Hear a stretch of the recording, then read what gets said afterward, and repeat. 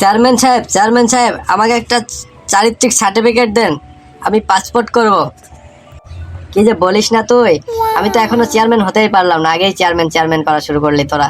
যাই হোক, চারিত্রিক সার্টিফিকেটের সাথে সাথে তো জন্ম নিবন্ধন লাগবে, ওটা কি তোর আছে? না ওটাও নিতে হবে? না চেয়ারম্যান সাহেব, আমার তো জন্ম নিবন্ধনও নাই, ওটাও দিয়ে দেন তাহলে ভালো হয় আমার জন্য। আচ্ছা ঠিক আছে, ওই যে চেয়ারের ওপর রাখা আছে ওখান থেকে একটা চারিত্রিক সার্টিফিকেট আর একটা জন্ম নিবন্ধন নিয়ে যা, নিয়ে গিয়ে আমার সহকারীকে বল লিখে দেবে। কেন আপনি নিজে হাতে একটু লিখে দিলে ভালো হয় না চেয়ারম্যান সাহেব?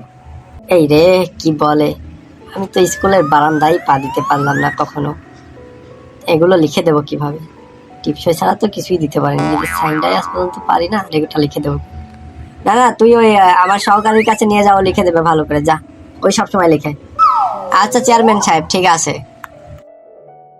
ভাই চেয়ারম্যান সাহেব বলেছে আমাকে একখানা চারিত্রিক সার্টিফিকেট আর একখানা জন্ম নিবন্ধন লিখে দিতে, তাড়াতাড়ি দেন ভাই, আমি পাসপোর্ট অফিসে যাব, অনেক দেরি হয়ে গেছে। ও তাই নাকি, চেয়ারম্যান পাঠিয়েছে? ঠিক আছে সমস্যা নাই, দিয়ে দিচ্ছি। কি টাকা পয়সা নিয়ে এসেছো কিছু সাথে?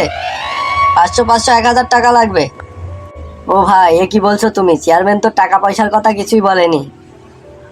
আরে সাদা পড়া কাকে বারবার চেয়ারম্যান করছো, ও শালা তো এখনো মেম্বার, আর ও কি জানে এসব ব্যাপারে? ও তো খালি লোকই পাঠাতে পারে আর মাস শেষে ভাগ নিয়ে যেতে পারে এসে। ওসব কথা বাদ দাও, ওরা কি ওইসব কথা বলে? তুমি 1000 টাকা দাও আর দুটো নিয়ে যাও। ভাই 1000 টাকা একটু বেশি হয়ে যাচ্ছে না, একটু কম সম করে রাখো।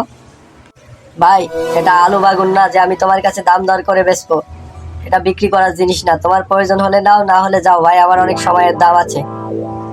ভাই ভাই এখন তো তোমার সময়ের অনেক দাম হবেই, ঠিক আছে ভোটের সময় আসলি তখন আর তোমার চোদনে উটিনের মাটি থাকে না।